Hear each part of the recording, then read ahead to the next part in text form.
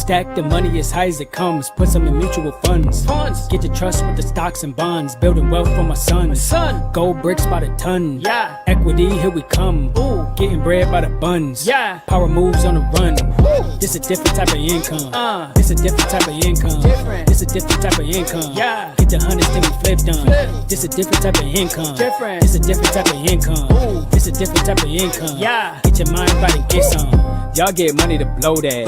Y'all just trying to get noticed. We got a different motive.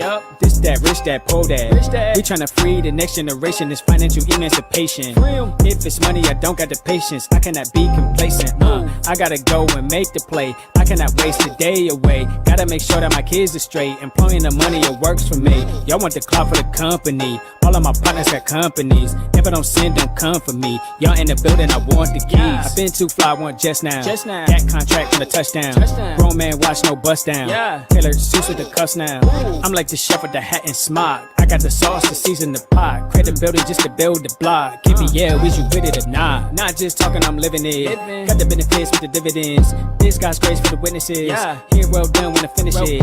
Get the guap, but it's not just for me. Sow the seed, grow the crop. This is for the flock to eat. Like yum. Stack the money as high as it comes. Put some in mutual funds. Get the trust with the stocks and bonds. Building wealth for my sons. Gold bricks by the ton. Equity, here we come. Getting bread by the buns. Power moves on the run. This a different type of income. This a different type of income. This a different type of income. Get the hundreds then we flip them. This a different type of income. This a different type of income. This a different type of income. Get your mind right and get some.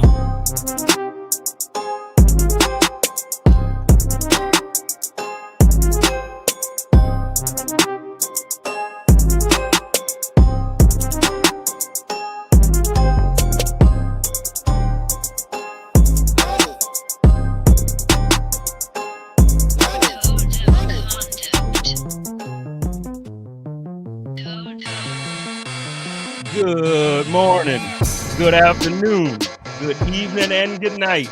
This is the Code of Conduct with the King podcast. I am your host, Jay Spence the King, and I am back for a special edition of the Code of Conduct Live because I have a very special guest joining me shortly. We have the Buffalo Bills' former fifth-round draft pick. I think he was one of Rex Ryan's favorites. I know he was one of mine that year. His rookie year, we got my man Karlos Williams going to be coming in to join us pretty soon here. Let's get this on off the screen. What's going on, everybody? I hope everything is going well. I hope everybody is doing good. It's been a minute for me since I've done the Code of Conduct Live, so I've been missing y'all. I've been having a little itch. And today, Karlos and I had a little conversation. He has some things going on that he kind of wants to get out there, and then kind of just wanted to have some time to talk to him and get some things going. So before he comes in, though, before he stops in, I just kind of want to update on everything. Obviously, Joe and I did the Hump Day Hotline this past Wednesday. That train is rolling. It's not Train Wreck Sports. We're not going to keep going, but that train is rolling. We're going to keep that thing going. We got a lot of stuff coming up on the Code of Conduct. Actually starting this week coming up. I got Nick Geary joining me from WGR. Then the following week, I have Marcel. First of all, if you're not following Marcel as a Bills fan, after, we've had some times where Bills fans in particular everybody wasn't happy with the way everything was going as far as the way the beat reporter for ESPN was doing it. I kind of like Mike Rodak, but I know, some people don't quite like him that much. So, but yeah, so I got Marcel coming on, man. That's going to be big stuff. And then I have some news coming. I'm not going to make the announcement quite yet because I had to reschedule some things. So I have 3 or 4 people that just got to get some schedules going on. But it's a big summer coming up because you know how it goes in June. July is really, really slow. Not much to talk about. So I'm trying to bring some people to y'all that y'all want to listen to, that y'all want to talk to, get some interaction going with. So I'm going to reach out to my man Karlos real quick, let him know that we're live here. He's going to be jumping in a second. If y'all in the chat, let's chat it up real quick. We're just going to be waiting on my man Karlos for a hot second here. But what are y'all thinking about the schedule? I know Joe kind of wanted to go over the schedule. I don't want to do like a whole schedule teaser real quick because I don't think I'm gonna have enough time because I know he's hopping right in. But I'm going with 13-4. I got yelled at by a couple people about that 13-4 pick because everybody, obviously we love Josh this year. We love Diggs and we love everything that the offense is doing. We think that the defense is going to improve. But the thing about it, I just think that 16 games, it's still a long season. And when you add an additional game to that, it's not like basketball where, these guys are conditioned to play 82, 83 or 82 games plus the playoffs. In the NFL, it's 16 games for a reason. I remember watching an interview a while back, and Thurman Thomas actually was speaking to it, and he said, "No, you know what? It feels like I was in a car accident every week after I got done playing football." So, when you're talking about one extra game over the course of somebody's career, how many years is that going to take off somebody's career with the extra hits they're going to take? How many, just I have the concern about the additional reps. I know that most people will say, hey, as a fan, hell yeah, let's get it. Let's get it. Extra football, extra games. Yes, I'm with you 100%. But I also would like Josh Allen to play for a long time. I would like for Stephon Diggs to be in Buffalo for a long time. Whoever else that you're thinking about on the team that might be one of your favorites, I want those guys to be around for a long time. So I'm actually curious to see how the Buffalo Bills are going to handle maintaining, reps. Last season, the Buffalo Bills did a phenomenal job with keeping especially the defensive line, keeping the line fresh. They were rotating guys in and out. So I'm hoping, obviously, with the 17th game being added, that's something that the Bills can actually be a step ahead of the curve with, because we were actually doing, that prior to having an additional game and having to catch up on it. So I think that it's a very, very important thing that our coaching staff has already done that can help us for this season. So I'm looking forward to it, but I still think 13-4 for this year is a good prediction. I don't want to go I don't want to be a homer and be like, yo, we going 16-1 out this piece. I don't see it. But with no further ado, oh wait, we got some people in here. Let me say what's up to my man Dave. I look like Paul George. Don't say that, man. Paul George, he was I saw on Twitter today they was calling him Pandemic P again because he was shooting air balls and hitting the backboard and whatnot. So don't do that to me. My man, what's going on? Got my family in here. Hey, do me a favor. Everybody, go and follow my man Liam. Go and follow my man David. We got some people in here jumping now. It's time though. I don't want to waste no more time. I'm gonna bring him in, ladies and gentlemen. I'm gonna bring in my special guest, the man of the evening, Mr. Karlos Williams Sr., because that man is a daddy now. What's going on, man? How you doing? Thank you for having me. Thank you for taking the time to have me on tonight. Oh man, thank you for for taking the time to do it. I know life goes on, so I understand that you probably have things happening around you. And so before we get started on any other additional questions, the main reason why I pulled you on here tonight is because I noticed that you were posting some things about a raffle and you were raising some money for a very good cause and you were doing some things. So I wanted to first just give that platform, and we'll say it again before you get off, so that way they can hear it really good. But why don't you take a chance and go ahead and just let everybody know what you're doing? I decided to step back from football. I got reinstated in 2018, and it's been kind of a journey to get back into the NFL. Some other professional football guys had some other opportunities that I wish I would have had, but had an opportunity to sign with the CFL with Toronto on 2 different contracts. Due to the pandemic, the timing is just the time lapse from timing to work and not being able to work. I chose to take my knowledge in the game of football and train young kids. This past week, I've had probably 7, 8 kids, a couple college kids from FAM, a couple linebackers from Florida State while I'm in town. Just giving back knowledge that I've been able to capture over the years of football in my life. The little nuggets I've got from my time in Pittsburgh and my time in Buffalo from those 2 coaching staffs. There was a lot of great coaches on those 2 coaching staffs, so it's a lot of nuggets to drop that I picked up in the drop on these younger cats as I'm getting ready, as I train them and get those guys ready for spring football, summer camps, upcoming fall camp. That's my job, making sure guys are ready to go compete for a job now. Just be able to give people the knowledge that they may not get from their school or may not get from a coach or somebody they're around or a parent, because sometimes parents just don't know they don't know. So I have that knowledge. I've been one of the most sought after recruits in the country. I was drafted. Thank the Lord for that. I've been able to play at a high level, not long, but a high level, exceptionally high level. It's just been a real blessing. So I decided to be able to give that back to others that want a chance to do what I've done before. Well, speaking of high level, let's talk about that for a quick second because you really did do it at a high level. I don't know if you got a chance to see the video I posted on Twitter earlier, but Yeah. I did like a little video for you for the show tonight. And man, I was just going through those and it brought back good memories. I was actually living in Indianapolis that year, and I remember like being so excited because you and Shady. I mean, like, dude, just the way things it was just like, yo, we really gonna have the best rushing attack for the next 3-4 years. It was really awesome. People don't understand that Shady is a different kind of pro.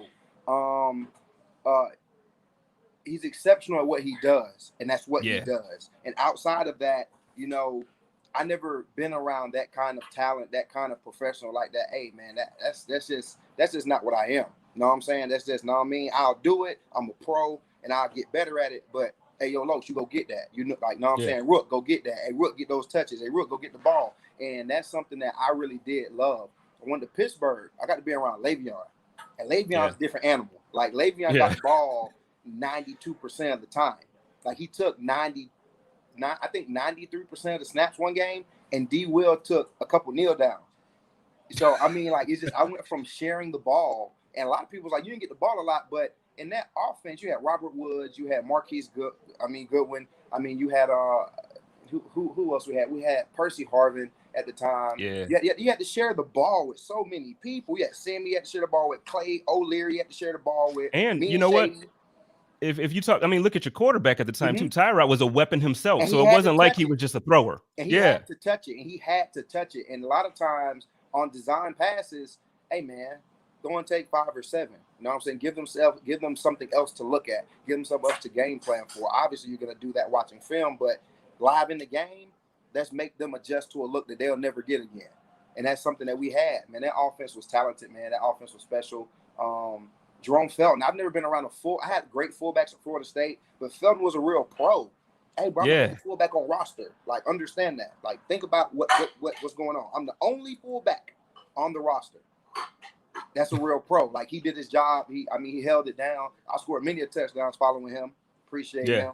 But that whole offense was just magical, man. That defense was magical. One of my favorite people from that team was Jerry Hughes. Jerry carried himself with such like a chip on his shoulder, like, I can't get enough. Like, I need more. I need more. And then when the game wasn't going right, referees better watch out because everybody he's at everybody's neck.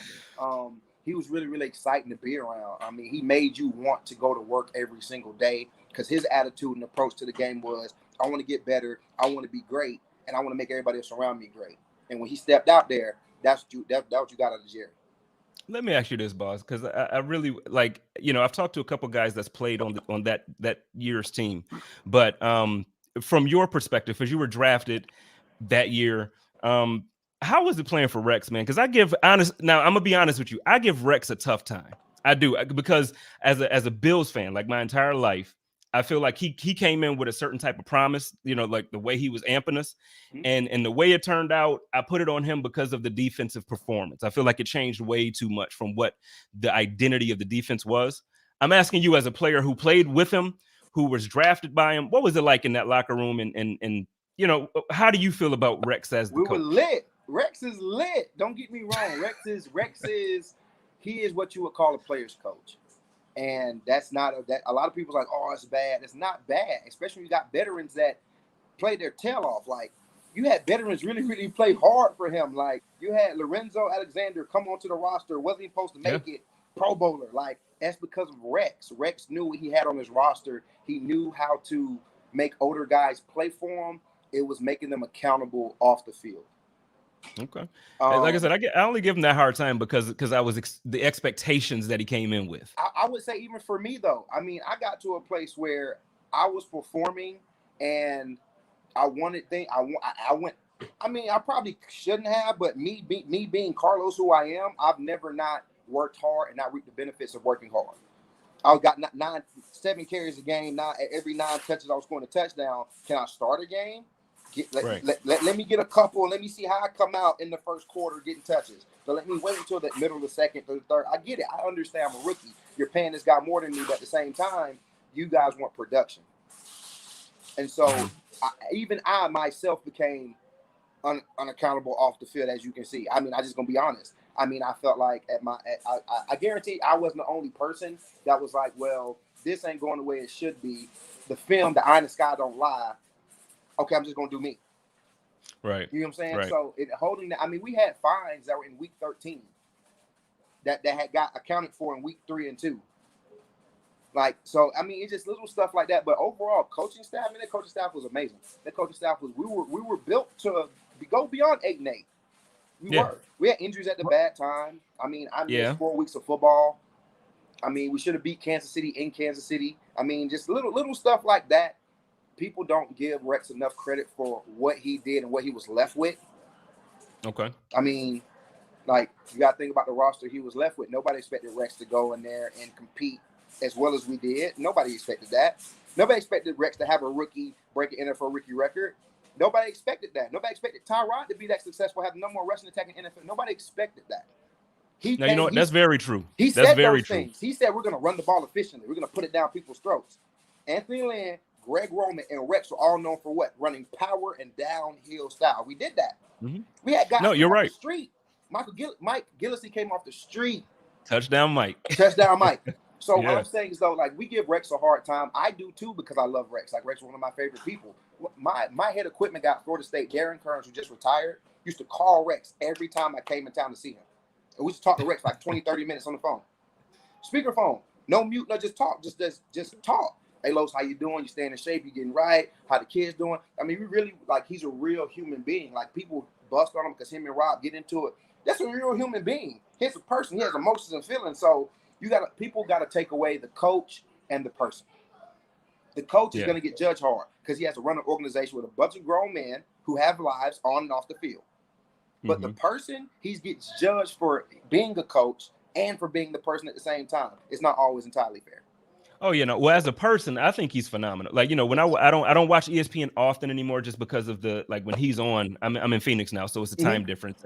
But when I used to watch Rex, I mean, he's hilarious. I love Rex. I was just disappointed as a fan with him coming in as the coach. Yes. But you actually said something there that kind of made my antennas go like, wait a minute.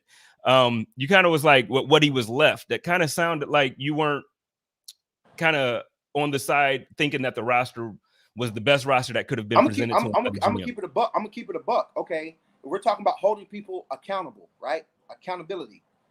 How many guys were suspended the year before 2015? You had your All-Star was suspended first game of the season.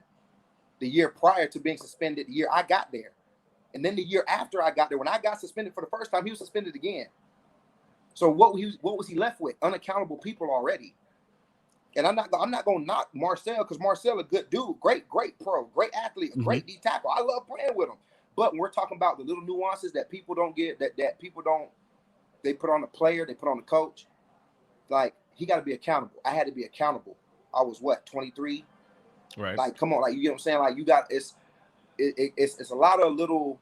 Like, he got left with some people that wasn't held accountable. So how can he make them accountable? It's a habit they formed with another grown man. And how you gonna make a grown man break a habit? He has to want to break that habit. He has to want to change that. I got suspended for smoking weed. I got reinstated in 2018. I was sober for 2 years, clean for 2 years. I never had another chance to play, but I did it because I wanted to. I made a choice. Oh, Los is a pothead. Los is fat. Los is this. Los was all those things. I never denied any of those things. I was all those things, but I wanted to make a change. Toronto wouldn't have signed me if I wasn't in shape to play. Not twice. Not 2 times.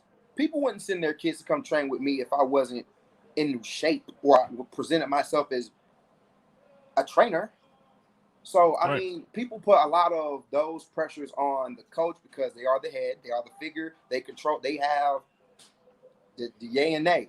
But the guy has to be accountable as well. The guy has to be able to say, I want to do this right. I'm going to do it this way. I'm going to do it by the book and do it how they want to do it. And then see if it's successful that way, it's one thing. If it's not, then something else needs to change. But you can't go in there and just hand a guy a team where guys were not accountable already, and then say, "Well, it's coach's fault." This guy wasn't doing the right thing before he got there. It's not his fault. You know what? That's an interesting. Like, it's a different perspective, because normally, and I'll be honest with you, I'm one of the guys that would be like, "No, man, Rex Ryan's locker rooms in general, don't have the discipline. It wasn't there in New York. You know, guy I got punched in the, agree. you know, but now once you put it that way, and I'm talking specifically about the Buffalo Bills, that makes sense. And so I'm with you there. Let's switch gears because I don't want to. Oh, go ahead and go ahead and finish what you're saying. It's hard because a lot of people are like, man, it's so like coaches, they switch. People are a lot of fans. People are like, coaches change jobs because he's not a good coach, not a good coach there. What about the nucleus of the team? What about that guy? Like, is he a cancer? Is he a good character guy? Like Matthew Slater is one of my favorite pros. One of why you never see him in the headlines, but he's been with the Patriots forever. He's been a Pro Bowler. He stays low key, plays number of special teams. Love that guy. You want guys like him on your roster. Like you want Colt Beasley. Like the roster that Buffalo has right now, you want those guys, blue collar guys that don't care about numbers, don't care about none of that. I care about W's. Like you see Steph, watch the team celebrate and just sit there and like, damn, that's me. I'm missing that. That's supposed to be me. You want that. Like I prefer my guy to miss my post-game speech. What was you doing, son? I was watching them celebrate. I should have been out there with you. I get that. I feel I should have been out there with you. You know what? Like, that hunger that you mentioned, the hunger that you're talking about with Steph, man, it's the thing that has me excited for this season coming up. So let's switch gears real quick. Like I said, I'm not gonna keep you long. I know it's nighttime and everything's the weekend. We're gonna ride. All right, we're gonna party with because we're gonna let the folk talk too for a second. But let's talk excited for a little bit, man. We got Devin Singletary, we got Zach Moss, we got Matt Breida, Christian Wade on our international players program. And we got my man Antonio Williams as well that got some reps last year during the season. How do you feel about the stable of running backs that we currently have on the Buffalo Bills? They're young. They have to take time to develop. You don't guys don't have a front leader. You don't have a front runner, which is awesome. No front runner, which is awesome. You would think it would be Matt Breida coming in from San Francisco to Miami and having that, top end speed, great explosiveness. You would think he'd be the front runner, but Matt Breida reminds me a lot of Myles Gaskins they have down in Miami now. He's third down back, a lot of screens, outside zone. He's not going to run trap power. He's not running inside zone downhill. He's an outside runner. I get that. Moss, Singletary, you busting downhill 7-8 yards a carry if they get a good push up front. I mean, you have a good front five. I mean, I like them. I like the way they worked last year. I think I want to say you guys added Bobby Hart. Did you guys add Bobby Hart? I feel like Bobby Hart is a name that I recall, but I don't want to say yes because I don't want to be wrong. I feel like I'm with you because I remember seeing his name, but I don't want to be wrong. I think you guys have a good nucleus on offense. You guys are coming back. You got a young receiver 13 who's coming back. Gabe, I like him. Davis, I like him. I think that to be overly successful, what I'm talking about, 14, 15 wins, you got a 1,000-yard rusher, 700-yard rusher, more than 20-plus touchdowns on the ground. And not to cut you off, you're right. We did add Bobby Hart. I just looked it up. What I mean, you guys have a good offensive line to get that job done. Everybody knows 17 can throw the ball. Everybody knows he gonna sling it. Everybody knows him and 14 are gonna make magic. They're gonna make stuff happen. He's gonna move in the pocket. He's gonna make runs with his feet. He's gonna be dynamic. We know that. But 26 and 20, they have to produce more. They have to produce more. With Cam and New England running the ball more efficiently now, because Cam's going to run the ball, that means the clock's going to take time off. I'm going to tell you now, the Jets, they're throwing it. They're air raiding it. They got a quarterback at number 2 that likes to throw the ball. They're throwing it. And Miami, they're getting ready to throw it. They got speed. They want to throw it. To dominate this conference, you got to run. You got to control the clock. Keep those 2 young quarterbacks off the field and Cam on the sideline. Run the clock. Run the ball. I mean, you got a great nucleus of receivers. I mean, you got one of the best in the game. You got one of the biggest arms in the game. So throwing the ball is not a question. Your run game is the biggest question. Can you guys have a 1,000-yard rusher? Can you have a 700-yard rusher? Can you score 20 touchdowns on the ground? Can you do that? Can those guys be consistent? Can they be a great 1-2 punch? Who's going to emerge? Because you have Breida. Breida's going to want touches. Yeah. I mean, he wants touches. And those 2 guys got drafted to Buffalo. They're going to want those. They deserve those touches. I've been here. I put in the time. We almost got there. I've been here for the work. I got hurt. I'm back. You're going to feel that, hey, I deserve these touches. But you got guys coming in to take your job. So I want to see who emerges as the number 1 guy, who takes the number 2 spot, Because the number 2 guy gets a lot of touches, whether people think so or not. Those touches are very, very. They're game plan. They're putting situational football. The number 2 guy is going to be very, very key. And the guy that doesn't get the touches, where he fits on special teams. Is he a special teams monster? Does he say, like Booby for with us? When I was with there with Shady and me and Shady was getting touches, Booby went to teams. Booby sometimes didn't even come to the running back meeting because he was going over special teams. He was a monster. I mean, he was. He was a real deal monster. So I mean, I loved Booby in Buffalo, man. And that is and that's the breakdown. Who's going to emerge as your number 1? Who's going to be that guy to set himself apart in a very young room? Who's going to be the number 2 guy? Because he's a situational running back. He's going to get those critical carries when he needs to. Those 3rd and shorts, those 4th down conversions when you need them. Who's in the game? Who's that guy? And the 3rd guy, are you gonna be selfless and play special teams so you can stay on the roster, to stay a part of this good nucleus, to stay a part of a championship organization? To me, that's what that running back room really has to do. Be very selfless. Somebody has to emerge, and somebody has to be like, you know what? If y'all 2 are getting touches, I want to be a part of this. I'll play special teams. Well, so with that statement that you're making there, in your estimation, with knowing what you know about the 3 guys and others that we have sprinkled in, who do you think will rise to that challenge and actually take that lead role in this room? I would like for it to be. I was about to say I would like for it to be Singletary. I want Singletary. I would like Singletary to be the guy. I watched him play. I watched him play down at FAU. He's explosive. He's the prototypical mid-sized back. He's not super tall. He's not short. He great legs, great build, upper body. I mean, great speed, not over speed. He's not a straight line speed guy. He can make moves open field. I like his one-on-one battle ability. I like his catching out the backfield. I want to see him develop and finishing runs. Mm-hmm. Now, Moss will finish a run. He'll punish you. He's more like he reminds me of the attitude of young Frank Gore. If I'm gonna get tackled, I'm gonna make sure I get tackled. You know what I'm saying? He does have some wiggle ability, but Breida. We're just scary because 6 inches of daylight, like Garrett says, you say 6 inches of daylight, and that's all I need. And that's all he needs. 23 miles an hour he hit the other year when he was in San Fran. I mean, that's scary. So anybody could, but I want Singletary too. I think Singletary has the best all around. He's the best all around back. He gives you everything, pass protection. I think he's the best out of the 3. I think downhill running, I think he's the best out of the 3. Receiver, he might be the second best to Breida because being an open field, he had to do a lot of that being out in San Fran. So, I mean, I want to see Singletary rise. I want to see him finish runs. The top end speed he has to work on over time, but finishing runs and punishing people, knowing when you're going to get tackled. Like, if I'm going to get tackled, I might as well let you know I'm going to get tackled. I might as well just give it to you right now.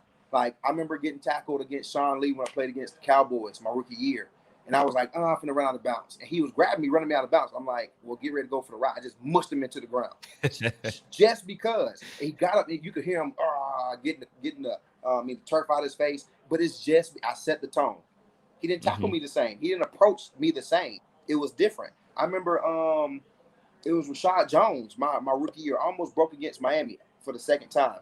And I broke up the middle. He literally ran to the side and slid on the turf like a baseball slide and grabbed my ankles. And I ran through him one time. He was like, I'm not doing that again. It's not worth it. No, the risk of reward is not there. So, but I don't. He learned the hard way. Moss is talented too, though. Like I said, Moss is talented, man. He has some wiggle to him. He's a punisher. I like the way he runs downhill. But Singletary is the best back in the group, in my opinion. I think he has the overall and pass pro. I watched him do pass pro. Breida, he's not a fan of it. I think Moss can get stronger in it. I think his short arms, his stature it works against him. I think Singletary fits right in that mold of what Buffalo wants. It's an every down back. Yeah, so I'm looking forward to it. Like I said, I'm with you when it comes to Singletary. I want Singletary to step up and because his rookie year when we lost against Houston in the playoffs, we saw some stuff that game that made me say like, yo, Devin gonna be nice for a long time. So like, that's what made me excited. So, and I think for most of the fan base, I think that game is what made us say, okay, we ready now. We got that running game. Josh is here now. Let's do it. And then last year just didn't quite, it just didn't quite line up. Injuries. You got injuries, and then you got young. I want everybody to listen to this. Your rookies play the most football out of anybody. Mm-hmm. A lot of football from your spring through the summer, through camp, through bowl season, all the way until you get done in January. Then you got to go train for the combine or pro day, and then you got to go to rookie mini camp. Then you got to go Mm-hmm. OTAs. Then you got to go to mini camp. Then you got to go to camp, and you got to play all 17 weeks. Like, that's a long season. And then as a rookie, you like, hope we go to the playoffs. I want to win a Super Bowl. That's another, Right. 4 or 5 weeks of football. Like, so it's very, very strenuous. I could say the injury bug does happen. The wear and tear on your body is the most you ever had and most you probably ever have, because you're literally beating it up constantly because you want to You be know at what? your best. Not to cut you off, I don't know if you heard it when you first jumped in at the top of this. I was talking about how I was actually concerned, and I know a lot of fans are gonna love the extra game. You know, there's 17 games now, Mhm. so now so I get it. Trust me, I'll enjoy having another Sunday of football. But the thing is, when you're thinking about long term and you're thinking about the injuries you're talking about, all this stuff, football is not like basketball and baseball. Like, those guys are you can play 82 games plus the playoffs because the hits aren't the same. No, You they're know. not. Now, granted, they're high athletes. I'm not at all taking anything away from them, but they're not getting hit by like No, 250-pound grown men They're who can not. run a 4 or 5. They aren't. It's different. So I get it. LeBron James being 6'8" and 260. I get it. He's a big guy to throw an elbow, but I'm getting thrown elbows every 30 seconds. every 30 As seconds, a like, running back, and you're getting them from everywhere. Yeah, I tell people, do you really want to play running back? Because it's not what you think it is. Like, don't get me wrong. There's two sides of it. There's the one side where when the ball hikes and it's given to you, you're the only man with the ball. Right. You're the only show. Like, you are the camera. But there's also 11 people chasing the one man with the ball. And you're also on the bottom. If they happen to catch that one man with the ball, it's a problem. So it's very, very bittersweet. Very, very bittersweet. But it's just a lot of football that people play. And there's no way. Yeah, it's just different. I mean, those 17 weeks, and then also you got to go through camp. And don't let people fool you. People do bang during camp. If you in Pittsburgh, you're definitely hitting in pads in camp. My brother has been a witness to that. Hey, man, we're going full pads for next 4 weeks. Whoa, that's ridiculous. I've never seen that. But as far as the bumping every single game, no. I mean, turf and hardwood, there's a big difference. But at the end of the day, you're not hitting it like that all the time. Like, you're built to hit the hardwood. It's the reason why we wear shoulder pads and helmets, right? Because we're running full speed. Like, I wonder if, like, I want somebody to hit LeBron James on a kick return. Like, let me get a free hit on the kick return and see how that feel real quick. Because it's exciting, but if somebody catch you the right way, they can really you can be hurt. So I feel you. It's a very, very big difference. Well, that was my concern, but see, now I love talking to you too, because like you got energy, so I love talking to you, man. You just brought up Pittsburgh now, which brought me to something else, because I asked you about Rex. I'm a huge Mike Tomlin fan, and I can't say this too often, because on Twitter they actually clown me sometimes. People keep saying I sound like him. Wow. I don't think I do. They always be like, your voice, you got this, you sound like Mike. Come on, Carlos, don't do that, dog. Hey, listen. Mike T is he's really what changed my mindset on the business side of what football is. Because in Buffalo, it was fun. It was the childhood dream. It was, you living it. Like, oh my God, I'm NFL. I'm living it. Yeah, Pittsburgh. Hey, it's 9 to 5. Get your ass up, go to work. Like, hey, clock in, clock out, click. Go eat your lunch, eat your cheese sandwich, get back on the line. Like, still meal, hard working, hard nosed. That's what Pittsburgh really, truly is. That's what Buffalo's turned into. Like, the real Jim Kelly, Thurman Thomas, like Bruce, real blue collar, hard working guys. We don't care about the fancy uniforms. We don't care about. We wear this blue. We wear this Buffalo. We don't care. We are who we are. We're up here in Western New York, small New York. We care about winning football games, and that's what McDermott has brought there. That's what Pittsburgh all about. If you ain't talk about winning, you ain't talk about football, you ain't talking about lifting weights, get out the building. That's it. Wow. And people get on Tomlin's head for not winning and doing all this extra. There's underlying reasons for why their success is kind of stopped at the moment. But Tomlin does a very good job of letting people know where they're standing in the organization. Hey, you're on practice squad. I will take your helmet. There's plenty of guys on the street that would love to come in here and get some free food and wear a jersey. Do the same thing you're doing. Hey, Los, You down pound and a half this week. I need 3, or you're gonna be on the street. I got here like 2 days ago. What are you talking about? Like, hey, you're gonna be on the street if you're not down 3 this week. Man. So, hey, I mean, when Antonio Brown got fined by the league for the video on Facebook, hey, Antonio Brown, in front of everybody, $25K, conduct detrimental to the team. I need that. Yes, sir. It was no. You know what? Mike strikes me like that kind of guy, though. Like he's the kind of dude that, like, I feel like, you know, actually he reminds me a lot of my uncle. My uncle is one of those dudes. He's very matter of factly. It's like, nah, bro, run me that. You know, it's just very simple. When you very walk simple. on the football field, he's hey, work day. Put your work hat on. Put your work hat on. Like, it's not a. It's hey, this is a. I get it. I love the dream, and I'm happy for you get drafted and all that. Hey, when you walk inside this building, you better put your ticket and it better clock at 9 a.m. You better put your stamp in there, because don't come in here and waste time. I will take your helmet. I will give it to somebody else, and that's how they operate. And they love to operate within house. I don't like really going to find guys off the street. So if I find a guy off the street, he's rookie year and he's been here 4 or 5 years, I'll send him to another practice squad to gain him back and put him at the roster same week, because I need him. Like, I'll move pieces to make sure this guy. No, I mean, this is just a real professional organization. When I got there, I mean, it was different from Buffalo. I'm not talking about Buffalo. I'm talking about Buffalo. When I got there in 2016, when Rex was still in Buffalo, this is night and day, completely night and day. From me being in Buffalo, from me being in Pittsburgh, the organization was ran different from the top to the bottom. I mean, I can't even say the top, but from the GM down, it was completely different. Kevin Colbert, professional. Like, I knew where I stood with Kevin Colbert on a daily basis. Hey, Lo, you didn't get that same type of love from Whaley? I hear a lot about how Whaley felt about me, but you never spoke to me like that. Me and you never was on that same page. Like, what's so crazy? Kevin Colbert would text my phone and talk to me. Hey, Carlos, how you doing? Hey, Carlos, Nico playing the AAF. Carlos, Colbert was literally wanting me to go play in other leagues to get back into the league. Like, he was like, hey, we just want to see you play, Los. Go play. Like, I never got that from Whaley. So people tell me Whaley loved you, Los. Whaley got rid of Fred for you. You never banged my line.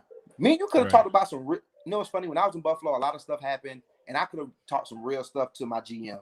Like, know what I'm saying, to my player personnel person. I could have really let people know what was going on and why I made some choices I made. But I never got the communication. I never talked to my head coach, never talked to my GM, never talked to my president, never talked to none of those players, never talked to that. I was dealing with stuff on my own. So me and Whaley, I only had bad blood the day I got released. Okay. The day and how I was released probably irked me more than anything. So I didn't get to practice when I first showed training camp because I was overweight. Cool. Well, cool. I worked out every day at 4 a.m. Never practiced. Twice a day, actually. More cardio than anything. I got down to 234. I was at 232 at the combine. 234. Week 2 preseason. I forgot who we played. I'm getting dressed. I'm in my warm up. I'm about to go outside and warm up. Hey, Los, go over to the clubhouse. We want to talk to you. Cool. What's up? So my whole thing was, you knew once I stepped on the field, you could not release me. Once me, that had produced how I produced last year, had stepped on the field, and I started to perform the same way, you couldn't release me. There was no way that you could say, man, despite what all we dealt with this offseason, this kid still ran the football. This kid still playing at a high level. You couldn't have got rid of me. There's no way possible. So there was never explanation of why I was released. Y'all kept Reggie. So, okay, so you were released when you actually got back down to weight. You were only 2 pounds heavier than what you were at the combine. Yeah, when I got back to play, I had missed like the first 2 or 3 weeks of camp. Right. I remember. Well, the misconception, and I don't. So I'm hearing now it's a misconception, because the misconception in Buffalo, and I know we kind of had a back and forth with a fan on Twitter earlier. Yeah. And the way people see you is like, yo, this dude he got his girl pregnant. He was eating with his girl, got overweight. Bro, this is why I put it this way. I didn't understand how offseason really worked, time frame wise. Being a kid, my first year out the league, I was getting ready to have a kid. I was focused on a lot of different things, not focused on just football at the same time. Like, football's always been like, it's football. I'm going to take care of football. Like, you know what I'm saying? Like, when I got to camp, when I got to mini camp, I performed. Nobody said Los didn't perform. Nobody said Right. Los had bad practice. Nobody said Los couldn't lift. Los couldn't run. Y'all were just mad at Los didn't look how you wanted him to look. Okay, I'll take that. But when I stepped inside those right lines, no MAs, no missing blocks, no drop balls, no fumbles, no negative rushing yards, no none of that. So my point is, why did you release me? That's my biggest question. You never hit my line, never told me. You asked me, was football a privilege or something like that? I said, obviously, it's a privilege to play this game. Like, you work hard all your life to play this game. That's what I've been doing. Well, you're using resources that other people could be using. I looked at him. I simply said, okay. Got up. What? It's nothing for me to say to you. Is it anything? Nothing for me to say to you because you can't sit here and tell me why you're releasing me. I knew that day you could. That's why we had bad beat because you didn't tell me why you released me. Okay. You didn't even let me perform. It wasn't like I did not perform to you the year before. I didn't put up numbers the year before on limited touches, on limited catches. It wasn't like I hadn't proven that. You know what? With a little bit of time, give him some time and let's see if he's worth it. Cool. I got none of that. But y'all kept a running back who I love. I'm a big fan of Shady. Y'all kept him 2 years in a row. Didn't rush for over 1,000 when I was there, and then Mike was there. He didn't rush for 1,000 until after we left. Y'all, I'm going here. I'm talking about numbers. Yeah, Shady's right. No, I'm with you. Great for it. I love him, but we talking about numbers. You didn't let me. Reggie had -1 rushing yards on the season.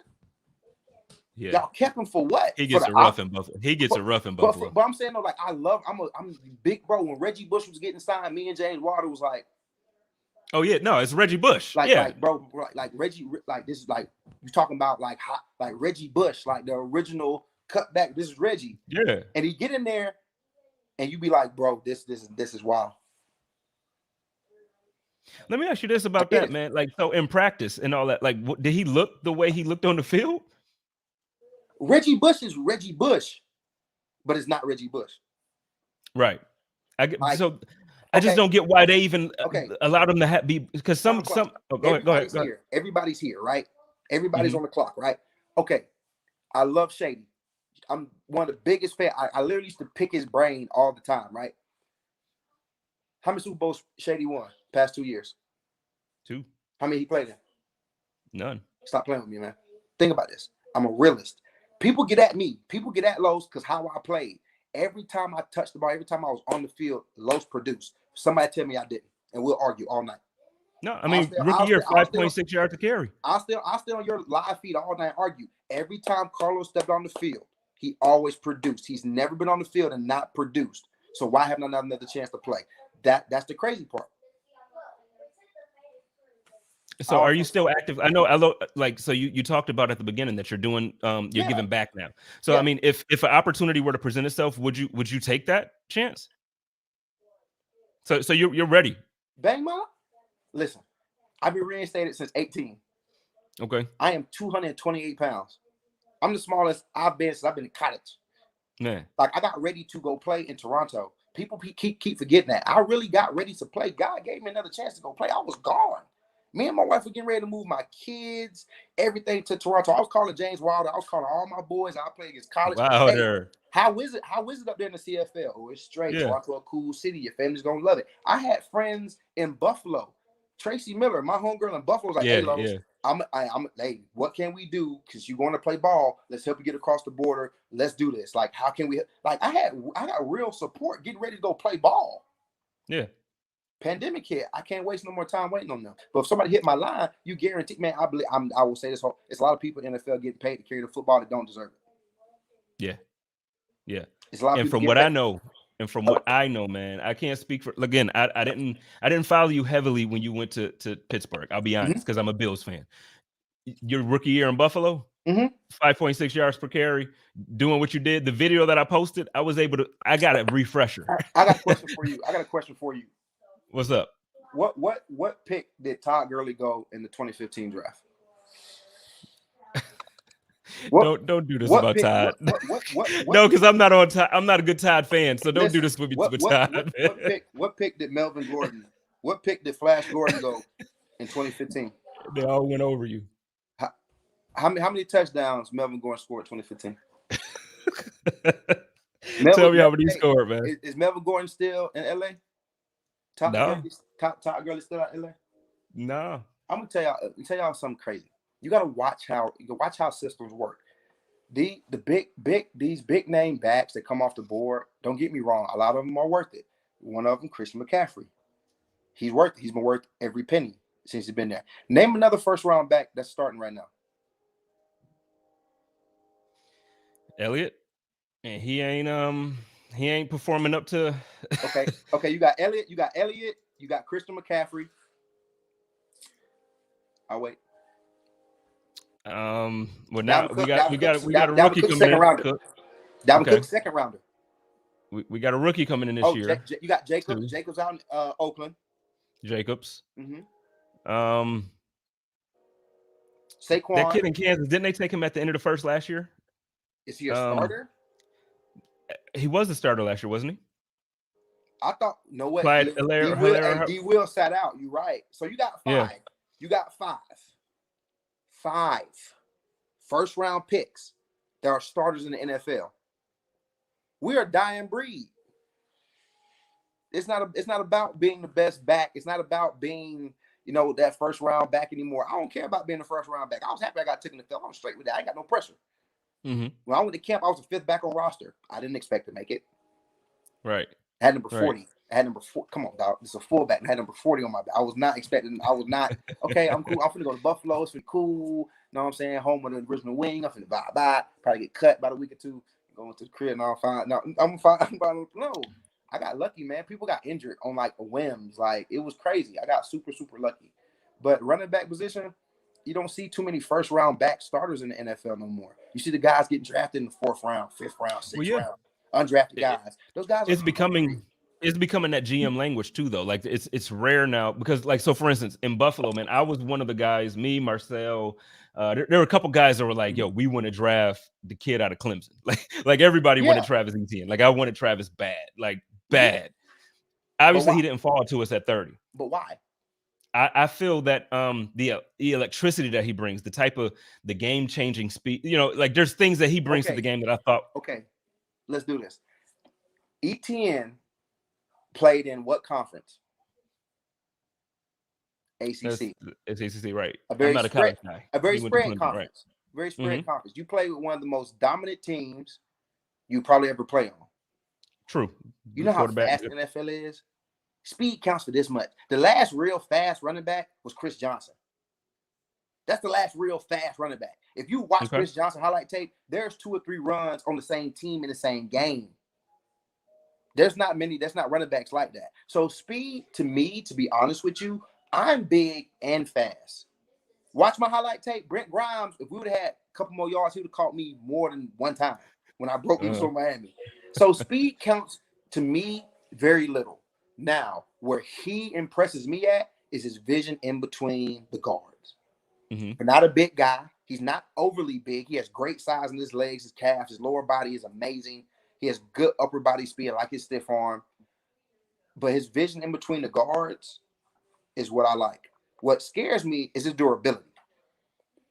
Because when Demario Davis hit me for the first time on Thursday night when I played against the Jets, I thought my whole body was gonna break. I thought my bones were breaking. Like, hit me super hard. So I want to see his durability. Has he had a lot of injuries at Clemson? No, but the NFL is a different breed. Like I said, he's a running back. He's gonna play a lot of snaps. Like, he's gonna play a lot of snaps. Now, obviously, first, I respect you tremendously. First, A, because you're a grown man. B, you played in the NFL, so you have experience I don't have. But I'm gonna tell you, I had CJ Spiller on here about like 3 weeks ago, or actually it was the week of the draft. And obviously he's his coach, but the way he hyped Travis up, I don't know, man. I think Travis gonna smack him down there in Jacksonville. I'm a fan, but I'm also biased. You gotta understand. Okay. I'm a Dalvin Cook fan. Okay. I got you. Now you just made it make sense. I got you. But like I said, Etienne, he can be special. My only thing is he going to be durable enough? That's just a lot of football. Like, that's a lot of football. But the plus side of him being in Jacksonville is that James Robinson is still there. Mm-hmm. He has a year under his belt. He knows kind of like how the offense runs. It's a very young team, very young offense. So, yeah, I mean, it's be exciting to watch. Yeah, everybody's going to be learning together, developing together. So, I mean, I think that is a 1-2 punch. That's a nice little 1-2 punch for the AFC South to see. I mean, they're gonna give Derrick Henry some competition and running the ball in Jacksonville. But I want to see his durability. It's a long season, man. It's 17 games, and you want to make the playoffs. You got a rookie quarterback.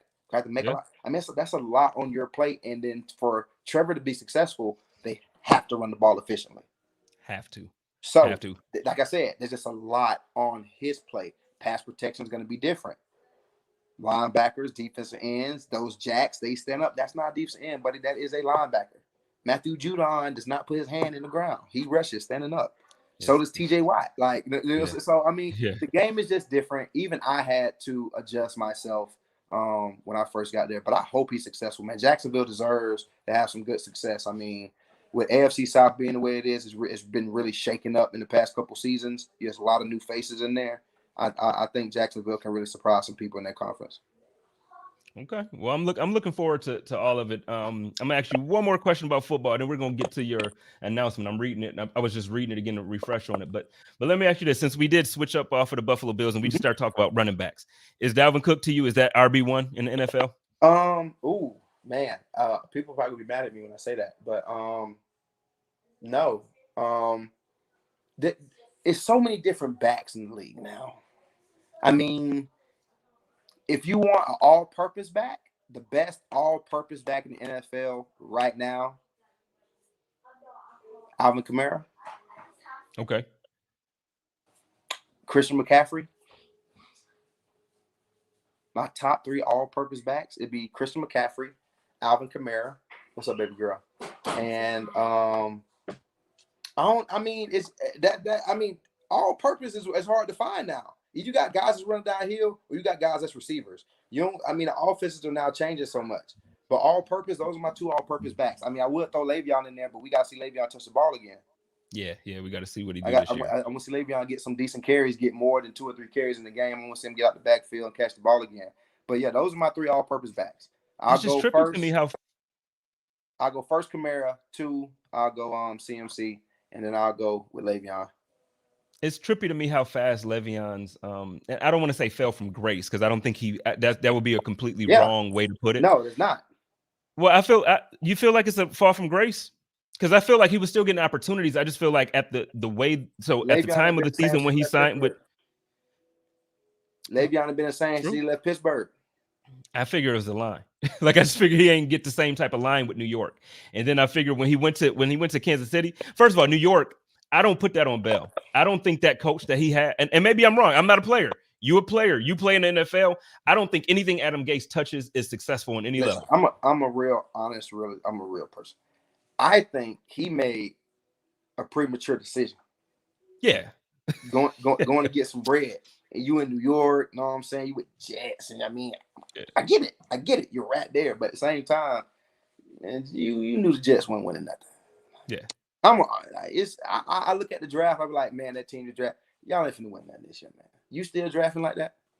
Now the kid good, but you drafting like that, and you need this, like, you're not gonna win that. So looking at the Jets, when he went to the Jets, they're not gonna win nothing. I want to see Le'Veon go to a team that's gonna fit him, and the only team that's really gonna fit him, you're gonna need to go find Todd Haley, and you're gonna have to go back to Pittsburgh.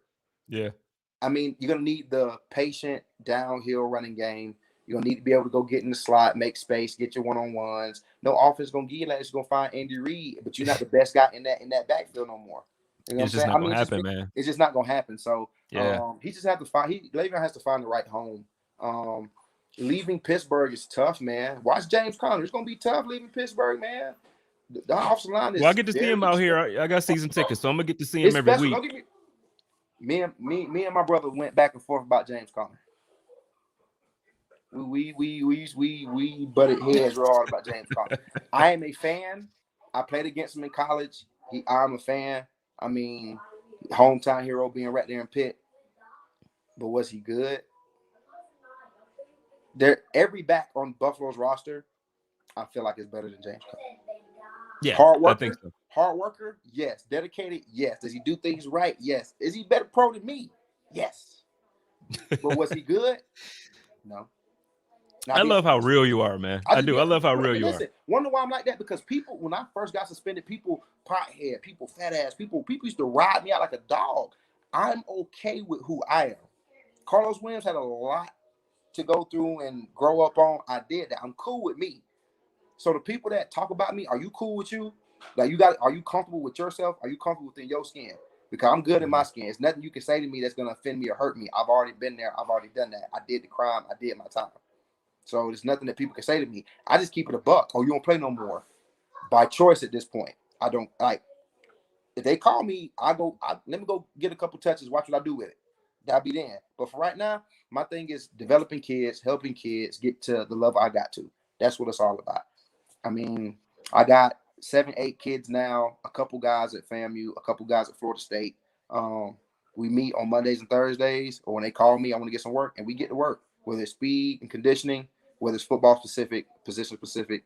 We get to work, man. That's what we do. Right out here at Godby High School here in Tallahassee, Florida, man. It's hot. Summertime, heat about to hit us, and we get it in. I mean, it's a good time, but also the guy seeing a guy that's been there before come back to a city where he played college football and then working you out just because, that's different. Like, they're like, why are you doing it? Well, why are you working out? Because I want to make it. Well, that's why I'm training you, because you want to make it. Like, I've been there. I've tasted it. When I was a little kid, my ultimate goal was to hopefully play in the NFL. I never said how long. I never said what I wanted to accomplish in the game. All I said was I told my mama and my brothers, hey, man, I want to make it to the NFL. 2 of us made it from Polk County. 2 of us made it from Davenport, Florida. 2 of us made it. We're only 3 of us in our high school in the history ever made it. Only 4 of us ever went D1. I feel like I'm good. I'm a kid from Polk County. I'm good. I'm tied an NFL rookie record on the biggest stage on Thursday night wearing Color Rush. I mean, my audio was caught live on camera on live TV. I mean, you did legendary stuff from your hometown. You a legend in your hometown, man. To be honest with you, my city loves me, and I love my city. And that's what it's about.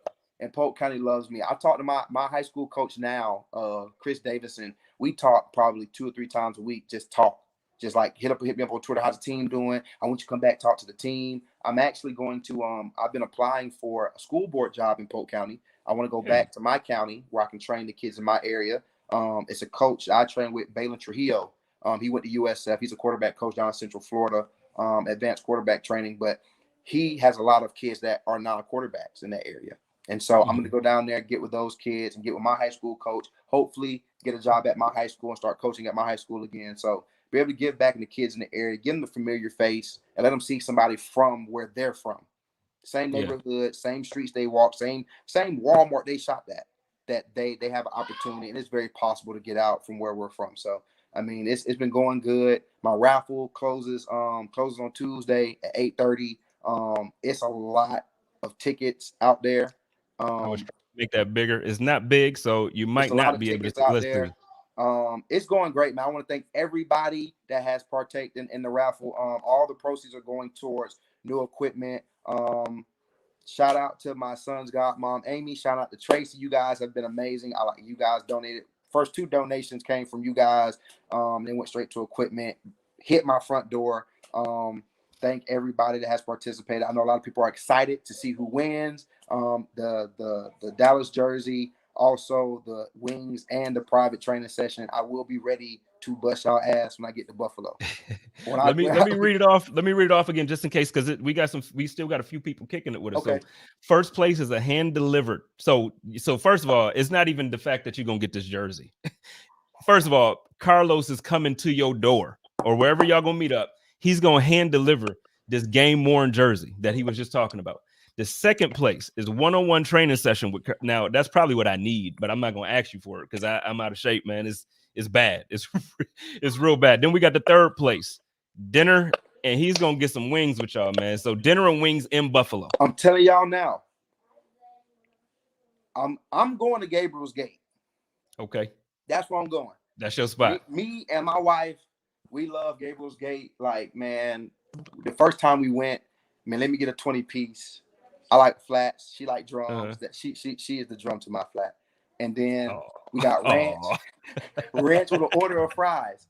And I promise you, that was some of the best ranch we ever had. Those wings came out piping hot. Went to Anchor Bar. Anchor Bar was fried hard, a little smaller wing. Duff's wings look like the size of the Sunny D bottle. Yeah, Duff's wings are Duff's huge gangster. and juicy. Yeah, Duff's is gangster. I mean, literally, we sat when we figured out we were going to go back, come up for a visit, which made me do the raffle. Since I'm going to be back in the city, I love my fans in Buffalo. Man, I love Buffalo. You have no idea.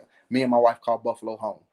Yeah. We always talk about going home. When are we going to go home? When are we going to go home? I mean, I wasn't there long, but I really do love Orchard Park, man. I love going to Taffy's before it closes in the wintertime, going out there and get a nice ice cream, going to Ted's and getting a foot-long dog. I used to do that all the time. Man, you sounding like a local cat, man. You're going to have to chill. You have no idea, man. I used to go to this cheesesteak place in what's called during rookie mini camp. I hit that like once a week. Jim's cheesesteak place. What's it called? I can't remember what it was Jim's called. Steakout. Boom, right there. My guy, I already with you. I'm with you, man. And ours in Orchard was right across from it was right across from the Bank of America. I used to have to go. Yeah, it's right over there off of is it Southwestern? It's I know exactly where it is. Yeah, no, I'm with you. No, it's crazy. I never got a chance to go to the Sonic they put in right behind the Galleria. Time they put it in, me and my wife went one time, and the line was wrapped around the parking lot in the building behind it. It was so. You should have saw how it was. You should have saw how it was when they got Chick-fil-A. Dude, Chick-fil-A was wrapped all the way down Walden, man. Like you couldn't get off, or you couldn't get on the throughway sometimes. It was crazy. Here in Tallahassee, I do a podcast called Hear the Spear. And here in Tallahassee, we have Tennessee Street. On Tennessee Street, there's 2 Chick-fil-A's. Diagonal, like you could throw a rock and hit the other building. Okay. They're owned by the same guy. The one Chick-fil-A got so busy that they had to build another one. That the one Chick-fil-A has 2 drive-thrus where they conveyor food over to the second drive-thru. Dude. And the second location's drive-thru is probably a mile long. The drive-thru itself is so long, but the drive-thru window is not a window; it's a whole door. It's like a Publix receiving. Yeah, they open the whole door and just hand you food. Like it's that many people. I'm telling you, they put something in that food. They put something. I'm telling. It's man. Chick-fil-A got the secret, man. That's the secret. People, listen. So, y'all got the money to put together. Y'all better put together Chick-fil-A and a Dunkin' Donuts. Nah, Tim Hortons. We in Buffalo, man. We in Buffalo. Tim Hortons. But yo, I want to thank you so much for kicking it with me for this hour, man. This has been a pleasure for me. First of all, can you throw your podcast out there again? Hey, I am a part of Hear the Spear, presented by Noel's Game Day. Y'all check us out on Twitter. It's Noel Games Day. Hear the Spear. Y'all check us out on Instagram. Also follow Logan. Follow my boy Logan. Logan is he's the host of the show. He's the creator of the show. He's a great guy, man. He's a huge Noel fan. I've known him since before he got to Florida State. When I was playing at Florida State. But y'all check us out. Y'all check us out iTunes, Spotify. We're on all major streaming outlets. Y'all check us out, please. Hear the Spear, presented by Noel Game Day. All right, so I'm gonna make sure I post that one. So obviously this is live now. Tomorrow I'm gonna post this in the podcast form. So same thing like Karlos said, you can find it on Spotify, iTunes, any platform that you find your podcast. You can find this tomorrow. So please go and find Karlos on Twitter. Find this guy Logan on Twitter. Follow the podcast, man. I'm gonna follow it and push it. I appreciate you coming on. Anytime. Is there anything else that you want to shout out real quick or say before we go off? I'm gonna end this out now. To all my Buffalo fans, I want to say thank you guys for the endless years of love. A lot of you guys give me tough love. A lot of you guys give me a hard time, but it's all love. I really do appreciate the love and support that city has given me and my family and my kids. I mean, I've never been to a place that really has embraced me for who I am and my family, no matter what's been going on, no matter what I've been through, other than that city. So to be able to come back and give away a jersey, sit down with some fans, eat some food, and train. Hopefully, just not with somebody's kid, but a couple kids. I mean, I'm open to do it all. So it's just, I really do love that city, and I can't wait to come home. Well, ladies and gentlemen, my man Karlos Williams Sr. will be coming home very soon to do. I think he'll be there. It says June 28th through July 4th. So listen, get these tickets. They closes Tuesday. Get these tickets. It's closed. Hey, listen, man, it's a lot of tickets out there. It's a lot of tickets. Like, I have all my emails, all of them unread, so I can go through and I'm gonna put them in. I'm letting everybody get theirs in before I put them in the system. I don't want the system to bug a wig. All right. Trip. I'll do it one at a time. I'm gonna screenshot it. I'm gonna screen record it. I'm gonna let everybody see how it's done. So I mean, I'm really, really excited. I don't know who's gonna win. Somebody DM me, hey, bro, I don't know who's gonna win. I have no clue. like, yo, just let it be me. Let it be me. Let me get I'll tell you, somebody's gonna win. It's gonna be exciting. All right. So, ladies and gentlemen, Karlos Williams Sr., thank you so much for coming on the show. And y'all know how I do it over here with the Code of Conduct. Y'all find me at the Buffalo Rumblings Podcast Network. The show comes out normally every Tuesday. Y'all know I go live every Monday. And y'all already know, take care of each other, love each other, and live in peace. And as always, stay positive and test negative, and go Bills. Let's